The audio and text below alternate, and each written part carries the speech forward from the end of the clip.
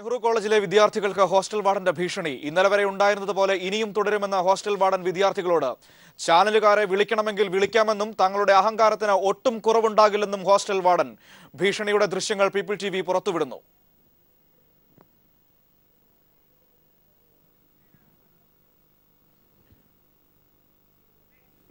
ക്ഷമിക്കണം, അതിലേക്ക് വരാം. നെഹ്റു കോളേജുമായി ബന്ധപ്പെട്ട മറ്റു ചില വാർത്തകളിലേക്ക് പോയതിനു ശേഷം തൃശൂർ പാമ്പാടി നെഹ്റു കോളേജിൽ ആത്മഹത്യ ചെയ്ത ജിഷ്ണു പരീക്ഷയിൽ കോപ്പിയടിച്ചെന്ന കോളേജ് അധികൃതരുടെ വാദം പൊളിഞ്ഞു. കോപ്പിയടി നടന്നതായി റിപ്പോർട്ട് ലഭിച്ചിട്ടില്ലെന്ന് ശാസ്ത്ര സാങ്കേതിക സർവകലാശാല വ്യക്തമാക്കി. സർവകലാശാല രജിസ്ട്രാറും പരീക്ഷാ കൺട്രോളറും നെഹ്റു കോളേജിൽ തെളിവെടുപ്പ് പൂർത്തിയാക്കി. ശാസ്ത്ര സാങ്കേതിക സർവകലാശാല രജിസ്ട്രാർ GP പത്മകുമാറും പരീക്ഷാ കൺട്രോളർ S ഷാബുവുമാണ് പാമ്പാടി നെഹ്റു കോളേജിൽ തെളിവെടുപ്പ് നടത്തിയത്. ജിഷ്ണു കോപ്പിയടിച്ചതായി സർവകലാശാലയ്ക്ക് റിപ്പോർട്ട് ലഭിച്ചിട്ടില്ലെന്ന് പരീക്ഷാ കൺട്രോളർ വ്യക്തമാക്കി. ഇങ്ങനെ ഒരു കുട്ടി കോപ്പി അടിച്ചതായിട്ട് ഇതുവരെ റിപ്പോർട്ട് ചെയ്തിട്ടില്ല. അപ്പോൾ ഗവൺമെന്റിന്റെ ഭാഗത്ത് നിന്നും എഡ്യൂക്കേഷൻ മിനിസ്റ്റർ തന്നെ ഇന്നലെ മുൻകൈയെടുത്ത് ഇതിന്റെ ഒരു നിജസ്ഥിതി അന്വേഷിച്ച് റിപ്പോർട്ട് ചെയ്യാൻ വേണ്ടിയാണ് പറഞ്ഞിരിക്കുന്നത്. അപ്പോൾ ഗവൺമെന്റിന്റെ ഭാഗത്ത് നിന്നൊരു വളരെ ഗൗരവകരമായി ഈ പ്രശ്നത്തെ കാണുന്നു എന്നുള്ളത് കൊണ്ട് തന്നെയാണ് ഇന്ന് ഞങ്ങൾ ഉടൻ തന്നെ സ്ഥലത്തെത്തി ഇതിനെ പറ്റി ഒരു എൻക്വയറി നടത്തി ആരൊക്കെയാണ് കൺസേൺഡ് ആൾക്കാർ എന്നുള്ളത് നടത്തി അവരുടെ ഒരു മൊഴിയെടുത്ത് ഗവൺമെന്റിന് റിപ്പോർട്ട് കൊടുക്കാൻ വേണ്ടിയാണ് വന്നത്. കോപ്പിയടി നടന്നാൽ അതേ ദിവസം സർവകലാശാലയിൽ വിവരം അറിയിക്കണമെന്നാണ് ചട്ടം. ഇത് ഉണ്ടാകാത്തതിനാൽ കോപ്പിയടിച്ചുവെന്ന കോളേജിന്റെ വാദം കെട്ടിച്ചമച്ചതാണെന്ന് തെളിഞ്ഞു. ജിഷ്ണു കോപ്പിയടിച്ചിട്ടില്ലെന്ന ഒപ്പം പരീക്ഷ എഴുതിയ വിദ്യാർത്ഥികളും പീപ്പിൾ ടിവിയോട് വ്യക്തമാക്കി. അവൻ പാസ്സാവും, സ്വന്തമായി പഠിച്ചെഴുതിയ എക്സാം ആയിരുന്നു. അവൻ പാസ്സാവും, അവൻ 100% ഉറപ്പായിരുന്നു. അതാണ് അവൻ അത്രയും കരഞ്ഞു പറഞ്ഞ് ഞാൻ കണ്ടതാണ്. ഞാൻ കോപ്പി അടിച്ചില്ല സാറേ, ഞാൻ കോപ്പി അടിച്ചില്ല. തെളിവെടുപ്പ് പൂർത്തിയാക്കി സർവകലാശാല രജിസ്ട്രാർ സർക്കാരിന് റിപ്പോർട്ട് നൽകും. ജിഷ്ണുവിന്റെ മൂക്കിൽ മുറിവ് ഉണ്ടായിരുന്നുവെന്ന പോസ്റ്റ്മോർട്ടം നടത്തിയ സർജൻ പോലീസിന് വിവരം നൽകി. ഇക്കാര്യത്തിൽ പോലീസ് അന്വേഷണം ഊർജിതമാക്കി. സംസ്ഥാനത്തുടനീളം ക്യാമ്പസുകളിൽ SFI KSU പ്രവർത്തകർ പ്രതിഷേധ പ്രകടനം നടത്തി. നെഹ്റു ഗ്രൂപ്പ് ചെയർമാൻ P കൃഷ്ണദാസിന്റെ വീട്ടിലേക്ക് ABVP പ്രവർത്തകർ മാർച്ച് നടത്തി. Cameraman PP സലീമിനൊപ്പം CG Diljith. Pampady Nehru college ഹോസ്റ്റലിൽ നിന്ന് വിദ്യാർത്ഥികളെ ഇറക്കിവിടാനുള്ള തീരുമാനം പ്രതിഷേധത്തെ തുടർന്ന് മാനേജ്മെന്റ് പിൻവലിച്ചു. തീരുമാനത്തിൽ കോളേജിൽ കടുത്ത പ്രതിഷേധമാണ് വിദ്യാർത്ഥികൾ ഉയർത്തിയത്. പരീക്ഷ നടക്കുന്നതിനാൽ ഹോസ്റ്റലിൽ തുടരാൻ അനുവദിക്കണമെന്നാവശ്യപ്പെട്ട് വിദ്യാർത്ഥികളും ജനപ്രതിനിധികളും മാനേജ്മെന്റുമായി നടത്തിയ ചർച്ചയിലാണ് തീരുമാനം. പരീക്ഷയ്ക്ക് ശേഷവും വിദ്യാർത്ഥികൾക്ക് ഹോസ്റ്റലിൽ തുടരാമെന്ന അധികൃതർ ഉറപ്പു നൽകി.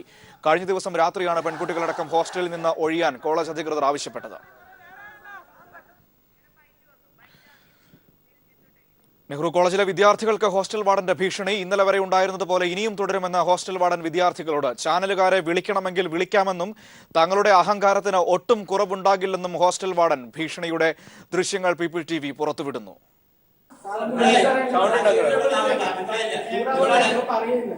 സെക്കൻഡ് ഇയർ ആണ് എല്ലാവരും പോയിട്ട് പോട്ടെ.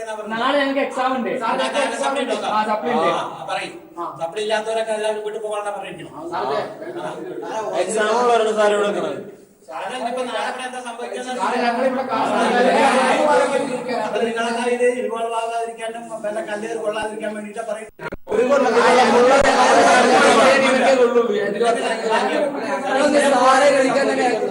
ഇങ്ങനെ പോവാണെങ്കിൽ സംഭവിക്കത്തുള്ളൂ. ഓരോ കാര്യങ്ങളും ഇതേവരെ ഇങ്ങനെ തന്നെ ഉപയോഗിക്കുന്ന ഇനി അങ്ങനെ തന്നെ പോകുള്ളൂ. നമുക്ക് കാണാം. അഹങ്കാരം മാറേണ്ട.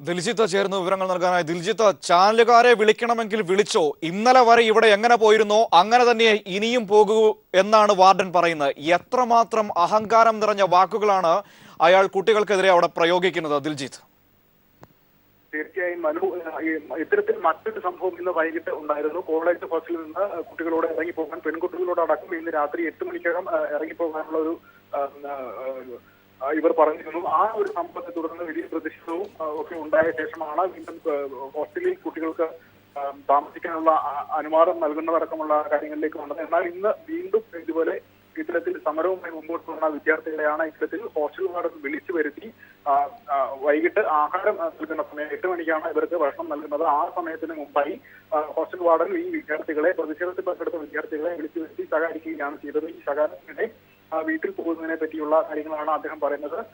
പരീക്ഷ നടക്കുന്ന സമയമാണ്, ക്ലാസ് ഇല്ലാത്തതിനാൽ കോളേജ് അനിശ്ചിതകാലത്തേക്ക് അടച്ചിരിക്കുന്നു.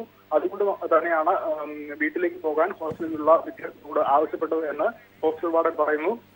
ആ ഒരു സമയത്താണ് വിദ്യാർത്ഥികൾ പറയുന്നത് ഞങ്ങൾക്ക് പരീക്ഷ ഉള്ളത് കൊണ്ടാണ് സാർ ഞങ്ങൾ ഇവിടെ നിൽക്കാൻ തീരുമാനിച്ചത്. അതുകൊണ്ട് അപ്പോൾ അദ്ദേഹം പറയുന്നത് സപ്ലിമെന്ററി പരീക്ഷയാണ് നടക്കുന്നത്. ഇത്രയധികം വിദ്യാർത്ഥികൾ വീണ്ടും എന്തിനാണ് ഇവിടെ നിൽക്കുന്നതെന്ന ചോദ്യം അദ്ദേഹം ചോദിക്കുന്നത്. ഞങ്ങൾക്ക് എക്സാം ഉണ്ട് എന്ന ഒരു മറുപടി അവർ നൽകുമ്പോൾ വീണ്ടും ഇത്തരത്തിലുള്ള ഭീഷണികൾ തുടരുകയും നിങ്ങൾക്ക് വിളിക്കേണ്ടവരെയൊക്കെ വിളിക്കാം എന്നൊരു ഭീഷണി സ്വരത്തിൽ അവർ പറയുകയാണ്. അതോടൊപ്പം ഇന്നലെ വരെ ഏതൊക്കെ തരത്തിലാണ് കോളേജിലും ഹോസ്റ്റലിലും പെരുമാറിയിരുന്നത് അത്തരത്തിൽ മാത്രമേ ഇനിയും പെരുമാറാനാവൂ, അത്തരത്തിൽ പെരുമാറും എന്നതടക്കമുള്ള ഭീഷണികൾ അദ്ദേഹത്തിന്റെ ഭാഗത്ത് നിന്ന് ഉണ്ടാകുന്നു.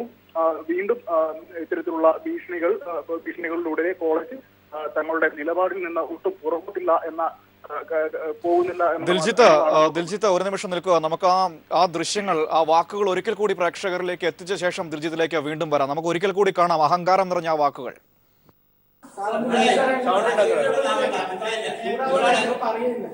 സെക്കൻഡ് ഇയർ ആണ് എക്സാം എല്ലാവരും വീട്ടിൽ പോട്ടെ. നാളെ ഞങ്ങൾക്ക് എക്സാം ഉണ്ട്. സപ്ലി ഇല്ലാത്തവരൊക്കെ എല്ലാവരും വീട്ടിൽ പോകാൻ പറഞ്ഞിരിക്കണം. എക്സാം ഉള്ളവരുടെ സാരം കൊടുക്കണം. ഇപ്പൊ നാളെ ഇവിടെ എന്താ സംഭവിക്കുന്നത്?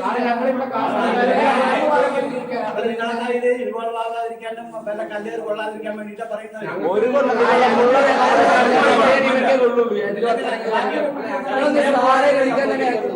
ഇങ്ങനെ പോവാണെങ്കിലേ സംഭവിക്കത്തുള്ളൂ. ഓരോ കാര്യങ്ങളും ഇതേവരെ ഞാൻ തന്നെ ഭരിക്കുന്ന ഇനിയും അങ്ങനെ തന്നെ പോകുള്ളൂ. നമുക്ക് കാണാം. അഹങ്കാരം മാറണ്ട. ആദ്യം അഹങ്കാരം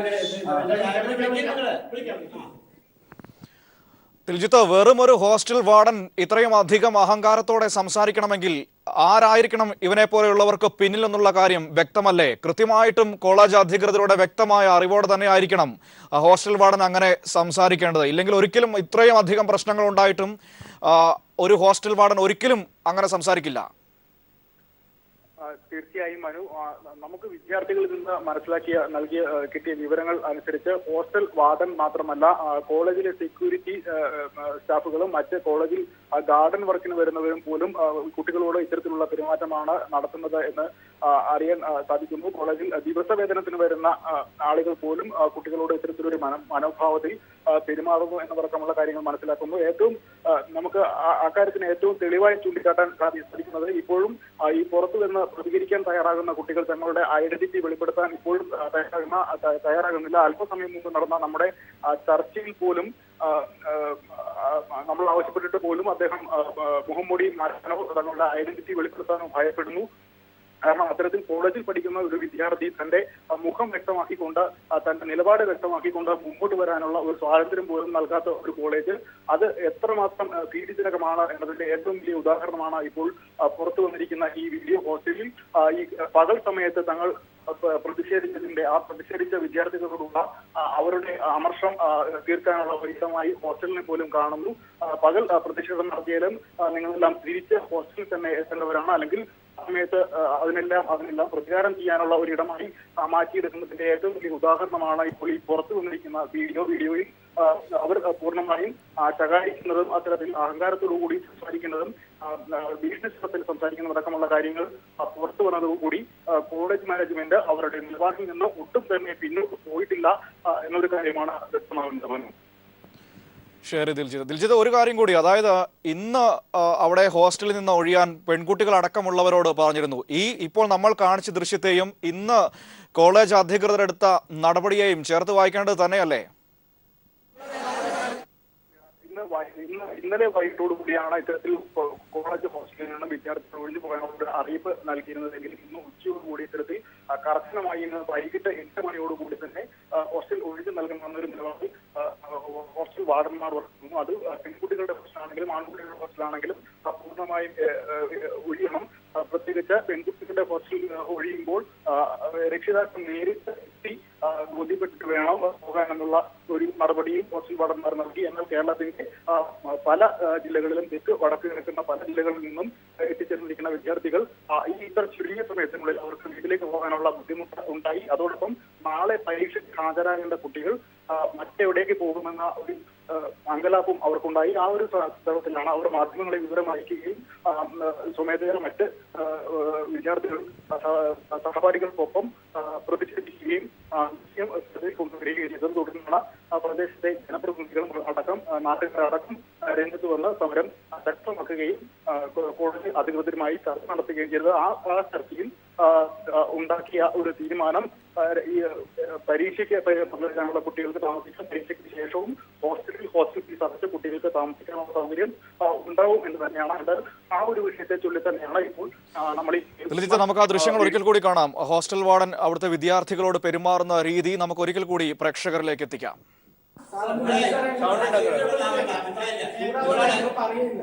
സെക്കൻഡ് ഇയർ ആണ് എക്സാം ഇല്ലാത്തവര് എല്ലാവരും പോയിട്ട് പോട്ടെ. നാളെ ഞങ്ങൾക്ക് എക്സാം ഉണ്ട്. സപ്ലി ഇല്ലാത്തവരൊക്കെ എല്ലാവരും വീട്ടിൽ പോകാനാ പറഞ്ഞിരിക്കണം.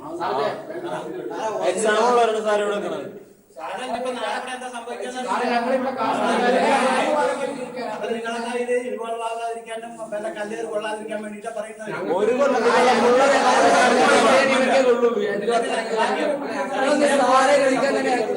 ഇങ്ങനെ പോവാണെങ്കിലേ സംഭവിക്കത്തുള്ളൂ. ഓരോ കാര്യങ്ങളും ഇതേവരെ ഇങ്ങനെ തന്നെ പോയിരിക്കുന്നത്, ഇനിയും അങ്ങനെ തന്നെ പോകുള്ളൂ. നമുക്ക് കാണാം, അത് കാണാം. അഹങ്കാരം മാറണ്ട. അഹങ്കാരം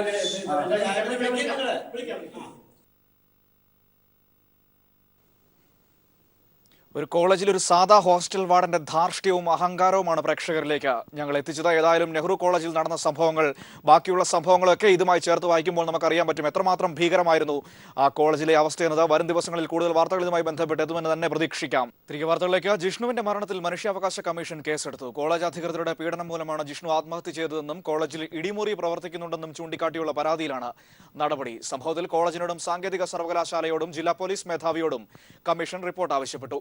ഈ മാസം 31-ന് കമ്മീഷൻ തൃശൂരിൽ സിറ്റിംഗ് നടത്തും. മറ്റ് സ്വയാശ്രയ കോളേജുകളിലെ മനുഷ്യാവകാശ ലംഘനങ്ങളും അന്വേഷിക്കും. പൊതുപ്രവർത്തകനായ AH ഹഫീസ് നൽകിയ പരാതിയിൽ മനുഷ്യാവകാശ കമ്മീഷൻ അംഗം K മോഹൻകുമാറാണ് അന്വേഷണത്തിന് ഉത്തരവിട്ടത്. MG സർവകലാശാലയുടെ കീഴിലുള്ള സ്കൂൾ ഓഫ് മെഡിക്കൽ എഡ്യൂക്കേഷനിലെ വിദ്യാർത്ഥികൾ പ്രക്ഷോഭത്തിലേക്ക്. ആരോഗ്യ സർവകലാശാല നൽകി വന്ന തുലിത സർട്ടിഫിക്കറ്റ് വിതരണം മുടങ്ങിയതോടെ വിദ്യാർത്ഥികൾ പ്രതിസന്ധിയിലാണ്. ഉപരിപഠനത്തിനോ സർക്കാർ ജോലിക്കോ അപേക്ഷിക്കാൻ ഇവർക്ക് കഴിയുന്നില്ല. അതേസമയം SMVയെ തകർക്കാൻ സ്വാശ്രയ സ്വകാര്യ ലോബികൾ പ്രവർത്തിക്കുന്നുണ്ടെന്ന് സർവകലാശാല വൈസ് ചാൻസലർ പ്രതികരിച്ചു. MG സർവകലാശാലയ്ക്ക് കീഴിൽ നടത്തുന്ന സ്കൂൾ ഓഫ് മെഡിക്കൽ എഡ്യൂക്കേഷനിലെ കോഴ്സിന് ആരോഗ്യ സർവകലാശാലയുടെ അംഗീകാരം സംബന്ധിച്ച അവ്യക്തത തുടരുകയാണ്. ഇത് നീക്കുന്നതിനൊപ്പം ആരോഗ്യ സർവകലാശാല നൽകി വന്ന തുല്യതാ സർട്ടിഫിക്കറ്റ് വിതരണം മുടങ്ങിയതും പുനഃസ്ഥാപിക്കണമെന്നാണ് SME വിദ്യാർത്ഥികളുടെ പ്രധാന ആവശ്യം. ഇക്കാര്യം ഉന്നയിച്ച് ഒരാഴ്ചയിലേറെയായി വിദ്യാർത്ഥികൾ സമരരംഗത്തായിരുന്നു. ഇതിന്റെ തുടർച്ചയായിട്ടാണ് SFI നേതൃത്വത്തിൽ സർവകലാശാല ആസ്ഥാനത്തേക്ക് മാർച്ച് സംഘടിപ്പിച്ചത്. എറണാകുളം, ഇടുക്കി, പത്തനംതിട്ട, കോട്ടയം എന്നീ ജില്ലകളിലെ 8 SME സെന്ററുകളിൽ നിന്നുള്ള പെൺകുട്ടികൾ ഉൾപ്പെടെ 100 കണക്കിന് വിദ്യാർത്ഥികൾ മാർച്ചിൽ പങ്കെടുത്തു. സർക്കാരുമായി കൂടിയാലോചിച്ച് പ്രശ്നപരിഹാരത്തിന് യൂണിവേഴ്സിറ്റി അധികൃതർ തയ്യാറാകണമെന്ന് വിദ്യാർത്ഥികൾ ആവശ്യപ്പെട്ടു. സർവകലാശാലയുടെ വൈസ് ചാൻസലർ ഈ വിഷയവുമായി ബന്ധപ്പെട്ട് കേരളത്തിന്റെ ആരോഗ്യ വകുപ്പ് മന്ത്രിയോടും വിദ്യാഭ്യാസ വകുപ്പ് മന്ത്രിയോടും മുഖ്യമന്ത്രി പിണറായി വിജയനോടും അടക്കം ഈ വിഷയത്തിന്റെ ഗൗരവത്തെ സംബന്ധിച്ച് ചർച്ച ചെയ്ത് ഈ സ്ഥാപനം നിലനിർത്താൻ കഴിയുന്ന നിലയിലുള്ള തീരുമാനമെടുത്തുകൊണ്ട് ഈ സ്ഥാപനം തുടർന്ന് മുൻപോട്ട് കൊണ്ടുപോകണം എന്നതാണ്. 2016 വരെ SMEയുടെ കീഴിൽ പ്രവേശനം ലഭിച്ചിട്ടുള്ള വിദ്യാർത്ഥികൾക്ക് കോഴ്സ് സംബന്ധിച്ച് യാതൊരുവിധ ബുദ്ധിമുട്ടുകളും ഉണ്ടാകില്ലെന്ന് സർവകലാശാല അധികൃതർ ഉറപ്പു നൽകിയിട്ടുണ്ട്. ഈ മാസം 17 നടക്കുന്ന സിൻഡിക്കേറ്റ് യോഗം ഇക്കാര്യം ചർച്ച ചെയ്യും. അതേസമയം SMEയെ തകർക്കാൻ സ്വാശ്രയ മാനേജ്മെന്റുകൾ നീക്കം നടത്തുകയാണെന്ന് സർവകലാശാല VC ഡോക്ടർ ബാബു സെബാസ്റ്റ്യൻ പ്രതികരിച്ചു. News bureau, Kottayam. എൻഡോസൾഫാൻ ദുരിതബാധിതർക്ക് നഷ്ടപരിഹാരം നൽകണമെന്ന് സുപ്രീം കോടതി ഉത്തരവിട്ടു. എൻഡോസൾഫാൻ ഉൽപ്പാദകരായ കീടനാശിനി കമ്പനിയിൽ നിന്നും നഷ്ടപരിഹാര തുക ഈടാക്കണമെന്നും സുപ്രീം കോടതി വ്യക്തമാക്കി. 3 മാസത്തിനുള്ളിൽ തുക നൽകണം. DYFI നൽകിയ ഹർജിയിലാണ് ഉത്തരവ്. കാസർകോട്ടെ എൻഡോസൾഫാൻ ദുരിതബാധിതർക്ക് 5 ലക്ഷം രൂപ വീതം നൽകാനാണ് സുപ്രീം കോടതി വിധി. ഈ തുക ഉൽപ്പാദകരായ കീടനാശിനി കമ്പനിയിൽ നിന്നും സംസ്ഥാന സർക്കാരിന് ഈടാക്കാം. ഇതിന്റെ നിയമ നടപടികളുമായി കേരളത്തിന് മുന്നോട്ടു പോകാമെന്ന് ചീഫ് ജസ്റ്റിസ് അധ്യക്ഷനായ ബെഞ്ച് നിർദ്ദേശിച്ചു. കമ്പനികളിൽ നിന്നും തുക ഈടാക്കാനായില്ലെങ്കിൽ കേന്ദ്ര സർക്കാരിൽ നിന്നും നഷ്ടപരിഹാര തുക തേടാമെന്നും വിധിയിൽ വ്യക്തമാക്കുന്നു. 3 മാസത്തിനുള്ളിൽ ദുരിതബാധിതർക്ക് തുക നൽകണം. ഇരകൾക്ക് ജീവിതകാലം മുഴുവൻ വൈദ്യസഹായം ഉറപ്പാക്കണം. കാസർകോട്ടെ എൻഡോസൾഫാൻ ദുരിതബാധിതർ അനുഭവിക്കുന്ന പ്രശ്നങ്ങൾ ചൂണ്ടിക്കാട്ടി DYFI നൽകിയ ഹർജിയിലാണ് സുപ്രീം കോടതിയുടെ നിർണായകമായ വിധി. എൻഡോസൾഫാൻ ഉൽപ്പാദകരായ കീടനാശിനി കമ്പനി പരസ്യ പ്രചാരണാർത്ഥം സുപ്രീം കോടതി ചീഫ് ജസ്റ്റിസിന്റെ ചിത്രം ഉപയോഗിച്ചതും കടുത്ത വിമർശനത്തിനിടയാക്കി. നിയമ നടപടികൾ സ്വീകരിക്കാൻ തീരുമാനിച്ച സുപ്രീം കോടതി കമ്പനിക്കെതിരെ നോട്ടീസ് അയച്ചു. News bureau, Delhi. എൻഡോസൾഫാൻ ഇരകൾക്ക് ആശ്വാസം നൽകുന്ന കോടതി വിധി സ്വാഗതം ചെയ്യുന്നതായി ഡിവൈഎഫ്ഐ. എൻഡോസൾഫാൻ ഉൽപ്പാദകരായ എക്സൽ കമ്പനിക്കെതിരായ കേസ് തുടരുമെന്നും ഡിവൈഎഫ്ഐ. എംഡിയെയും കമലിനെയും ആക്രമിക്കാമെന്ന് ആരും കരുതേണ്ടെന്നും DYFI president N Shamseer, M Swaraj എന്നിവർ വാർത്താസമ്മേളനത്തിൽ വ്യക്തമാക്കി. എൻഡോസൾഫാൻ കീടനാശിനിക്കെതിരായി ഡിവൈഎഫ്ഐ നടത്തിയ ബഹുമുഖമാർന്ന പ്രചരണ പ്രക്ഷോഭ പ്രവർത്തനങ്ങളുടെ ഒരു ഭാഗം മാത്രമായിരുന്നു കോടതിയെ സമീപിക്കാൻ. എക്സൽ കീടനാശിനി കമ്പനി സുപ്രീം കോടതിയിൽ കേസ് നടത്താൻ നിയോഗിച്ചത് കോൺഗ്രസിന്റെ ദേശീയ വക്താവിനെയായിരുന്നു. ഏതായാലും നീതിബോധമുള്ള ന്യായാധിപന്മാരുടെ കൂടി പിന്തുണയോടെ സുപ്രീം കോടതിയുടെ മുൻപാകെ വസ്തുതകൾ ശരിയാവണ്ണം ബോധ്യപ്പെടുത്താൻ ഡിവൈഎഫ്ഐക്ക് സാധിച്ചു. ഈ കേസിന്റെ ഒരു ഘട്ടത്തിൽ ആവിർഭവിച്ച കീടനാശിനി കമ്പനിക്കെതിരായ കോടതി അലക്ഷ്യ കേസുണ്ട്. ആ കേസും ഞങ്ങൾ തുടരും. യൂത്ത് കോൺഗ്രസ് കക്ഷി ചേരും എന്ന വാർത്ത കൊടുത്ത മാധ്യമങ്ങളുടെ വാർത്ത ഞാനിപ്പോഴും ഓർക്കുകയാണ്. പക്ഷെ കക്ഷി ചേരാൻ പുറപ്പെട്ടവർ ഇതുവരെ ഡൽഹിയിൽ എത്തിയിട്ടില്ല. കൊല്ലം 5-6 ആയി. എംടിയെയും കമലിനെയും ആക്രമിക്കാൻ RSS വ്യാമോഹിക്കുന്നുവെങ്കിൽ അത് കേരളത്തിൻ്റെ മണ്ണിൽ നടക്കില്ല എന്ന് ഞങ്ങൾ ഓർമ്മപ്പെടുത്തുന്നു. എംടിയുടെയും കമലിൻ്റെയും ചോരയ്ക്ക് വേണ്ടി നിങ്ങൾ ഓടി നടക്കുന്നുവെങ്കിൽ അത് കേരളത്തിലെ 50 ലക്ഷം വരുന്ന ഡിവൈഎഫ്ഐക്കാരുടെ ചോര കുടിച്ചതിന് ശേഷം മാത്രമേ നിങ്ങൾക്കത് സാധിക്കുകയുള്ളൂ എന്ന് ഓർമ്മപ്പെടുത്താനാണ് ഞങ്ങൾ ഈ പത്രസമ്മേളനത്തിൽ ഉദ്ദേശിക്കുന്നത്. സംസ്ഥാനത്തെ എ ക്ലാസ് തിയേറ്ററുകൾ മറ്റന്നാൾ മുതൽ അടച്ചിടും. കൊച്ചിയിൽ ചേർന്ന ഫിലിം എക്സിബിറ്റേഴ്സ് ഫെഡറേഷൻ യോഗത്തിലാണ് തീരുമാനം. 350 തിയേറ്ററുകളാണ് വ്യാഴാഴ്ച മുതൽ അടച്ചെടുക്കുക. സംഘടനാ തെരഞ്ഞെടുപ്പിലെ അവഗണനയിൽ നിലപാട് കടുപ്പിച്ച ഉമ്മൻചാണ്ടി. AICC വിളിച്ച യോഗത്തിൽ നിന്ന് ഉമ്മൻചാണ്ടി വിട്ടുനിൽക്കും. നോട്ട് വിഷയം ചർച്ച ചെയ്യാൻ നാളെയാണ് AICC യോഗം വിളിച്ചിരിക്കുന്നത്. എ ഗ്രൂപ്പിലെ പ്രധാന നേതാക്കളും യോഗത്തിൽ പങ്കെടുക്കില്ല. സോളാർ കേസിൽ ശിക്ഷിച്ചുകൊണ്ടുള്ള വിധി സ്റ്റേ ചെയ്യണമെന്നാവശ്യപ്പെട്ട് ബംഗളൂരു കോടതിയിൽ സമർപ്പിച്ച ഹർജിക്കുമേൽ ഉമ്മൻചാണ്ടിക്കെതിരെയുള്ള എതിർവിസ്താരം പൂർത്തിയായി. കേസിൽ 2 തവണ സമൻസ് കൈപ്പറ്റിയെന്ന് ഉമ്മൻചാണ്ടി എതിർവിസ്താരത്തിൽ സമ്മതിച്ചു. ചീഫ് സെക്രട്ടറി SM വിജയാനന്ദനെതിരെ പുതിയ പരാതി. ചീഫ് സെക്രട്ടറിയായി ചുമതല ഏറ്റെടുത്ത ശേഷം 50 ഫയലുകൾ വിജയാനന്ദ് പിടിച്ചുവച്ചതായും പൂഴ്ത്തിയതായും പരാതിയിൽ ആരോപണം. വിവരാവകാശ പ്രവർത്തകനായ പായച്ചിറ നവാസാണ് പരാതിയുമായി തിരുവനന്തപുരം വിജിലൻസ് കോടതിയെ സമീപിച്ചത്. പരാതി ഫയലിൽ സ്വീകരിച്ച വിജിലൻസ് കോടതി ഈ മാസം 19-ന് റിപ്പോർട്ട് ഹാജരാക്കാൻ സർക്കാരിനോട് ആവശ്യപ്പെട്ടു. റേഷൻ പ്രതിസന്ധി സൃഷ്ടിക്കുന്ന കേന്ദ്ര സർക്കാർ നയം അടിയന്തരമായി തിരുത്തണമെന്നാവശ്യപ്പെട്ട് LDF-ന്റെ നേതൃത്വത്തിൽ ബുധനാഴ്ച സായാഹ്ന ധർണ സംഘടിപ്പിക്കുന്നു. പഞ്ചായത്ത്, മുനിസിപ്പൽ കോർപ്പറേഷൻ കേന്ദ്രങ്ങളിലാകും ധർണ സംഘടിപ്പിക്കുകയെന്ന് LDF കൺവീനർ വൈക്കം വിശ്വൻ അറിയിച്ചു. ദേശീയ ഭക്ഷ്യഭദ്രതാ നിയമം നടപ്പാക്കാൻ നിർബന്ധിതമായതോടെ സംസ്ഥാനത്ത് സ്റ്റാറ്റ്യൂട്ടറി റേഷനിംഗ് സമ്പ്രദായം തകരുകയാണ്.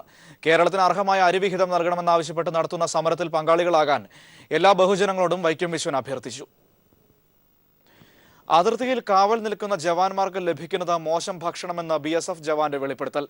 നല്ല ഭക്ഷണം പോലും നൽകാതെ എങ്ങനെയാണ് പ്രതികൂല കാലാവസ്ഥയിൽ സൈനികർക്ക് ജോലി ചെയ്യാനാവുകയെന്ന് TB യാദവ് എന്ന BSF ജവാൻ ഫേസ്ബുക്കിൽ പോസ്റ്റ് ചെയ്ത വീഡിയോയിൽ ചോദിക്കുന്നു. വീഡിയോ വൈറലായതോടെ ആഭ്യന്തരമന്ത്രി രാജ്നാഥ് സിംഗ് അന്വേഷണത്തിന് ഉത്തരവിട്ടു. അതേസമയം TB യാദവ് 20 വർഷത്തെ സർവീസിനിടയിൽ 4 തവണ അച്ചടക്ക നടപടി നേരിട്ടയാളാണെന്ന് BSF DIG പ്രതികരിച്ചു.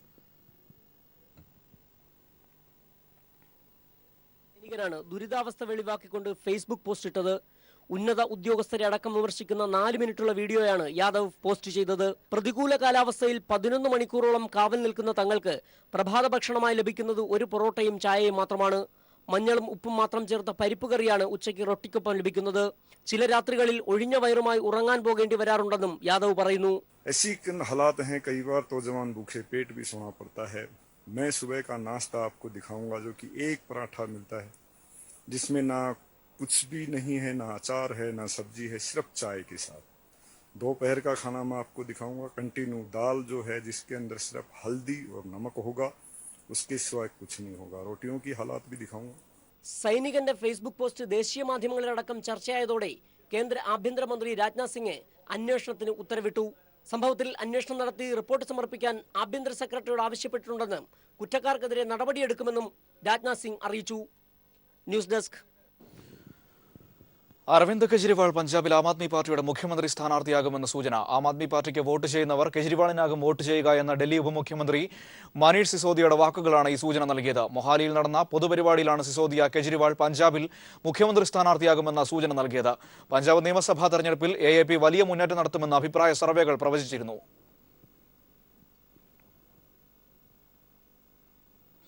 തിരുവനന്തപുരം മെഡിക്കൽ കോളേജിലെ അത്യാഹിത വിഭാഗത്തിൽ പുതിയ അൾട്രാസൗണ്ട് സ്കാനിംഗ് മെഷീൻ വാങ്ങാൻ സ്റ്റേറ്റ് ബാങ്ക് ഓഫ് ട്രാവൻകൂർ 7,80,000 രൂപ മെഡിക്കൽ കോളേജിൽ നടന്ന ചടങ്ങിൽ state bank group associate and subsidiaries managing director Dinesh Kumar Khara principal doctor Thomas മാത്യുവിന് ചെക്ക് കൈമാറി. സ്റ്റേറ്റ് ബാങ്ക് ഗ്രൂപ്പ് രാജ്യത്തൊട്ടാകെ നടത്തുന്ന സേവന പ്രവർത്തനങ്ങളുടെ ഭാഗമായാണ് സംഭാവനയെന്ന് ദിനേശ് കുമാർ ഖാരെ വ്യക്തമാക്കി. SBD managing director CR Sasikumar, chief general manager MK Bhattacharya, general manager Devi Prasad തുടങ്ങിയവർ പങ്കെടുത്തു.